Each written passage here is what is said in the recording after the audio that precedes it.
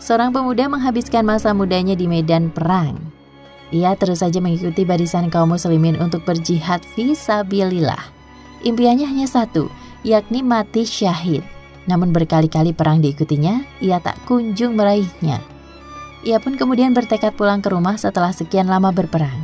Ia berkeinginan untuk bertemu keluarga, menikah dan membangun rumah tangga. Demi Allah, saat ini aku kembali ke keluargaku. Aku akan menikah, tekadnya. Ia lalu tertidur di tenda karena lelah setelah berperang.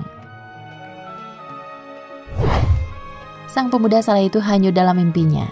Ia berada di sebuah hamparan yang sangat indah. Warnanya putih lagi bersih. Seorang kemudian menghampirinya dan berkata, "Ikutlah bersamaku untuk bertemu dengan istrimu, Al-Aina." Pemuda itu pun bangkit dan mengikuti ajakan tersebut. Keduanya berjalan menuju taman yang sangat indah. Tak pernah sekalipun si pemuda melihat taman seindah itu. Saat memasukinya, taman tersebut didiami 10 gadis yang amat sangat jelita. Si pemuda itu pun tercengang dan merasa sangat takjub. Tak pernah ia melihat wanita dengan paras yang teramat cantik seperti mereka. Lantas pemuda itu pun berharap istrinya adalah salah satu dari 10 gadis tersebut. Ia pun bertanya, "Apakah di antara kalian ada Al-Aina?"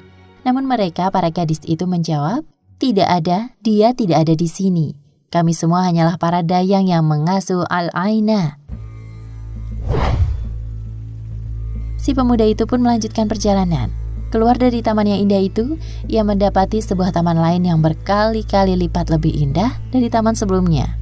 Di dalamnya bahkan ada 20 gadis yang berkali-kali lipat kecantikannya dari 10 gadis di taman sebelumnya. Si pemuda pun berharap istrinya Al-Aina ada di antara mereka. "Apakah di antara kalian ada Al-Aina? Dia memang bersama kami, namun yang ada di sini hanyalah para dayangnya," jawab seorang dari 20 gadis yang amat sangat cantik itu. Perjalanan si pemuda masih berlanjut. Sama seperti sebelumnya, ia mendapati taman yang teramat jauh lebih indah dan bertemu 30 gadis yang teramat sangat cantik luar biasa. Mereka jauh lebih cantik dari gadis-gadis sebelumnya.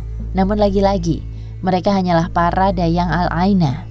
Si pemuda itu pun makin penasaran, seperti apakah istrinya yang bernama Al-Aina itu.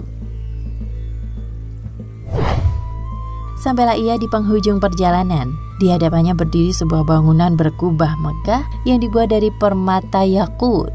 Warnanya merah berkilauan dan memancarkan gemerlap cahaya. Saking terangnya, cahaya itu menyinari sekelilingnya. Si pemuda pun diminta untuk masuk ke dalamnya. "Masuklah, temuilah istrimu." Bergegas si pemuda memasuki bangunan yang teramat sangat indah itu. Di dalamnya duduk seorang gadis yang kecantikannya tak bisa dideskripsikan dengan kata-kata. Parasnya memancarkan cahaya yang jauh lebih indah dari kubah pertama yakut, ialah Al-Aina.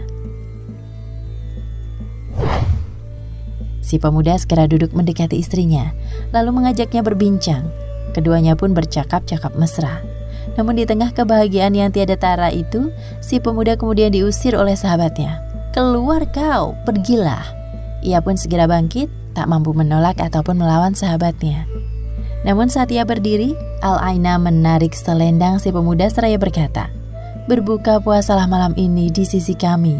Si pemuda bangkit dari tidurnya. Sahabatnya lah yang membangunkannya dari tidur. Taulah sang pemuda bahwa semua peristiwa menakjubkan itu hanya mimpi. Ia kemudian menangis sejadi-jadinya.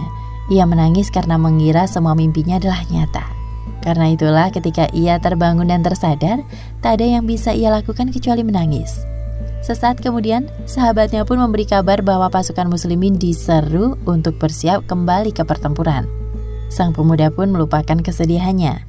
Dengan gagah berani, ia segera memakai seragam perangnya, mengambil senjata, dan menaiki kuda.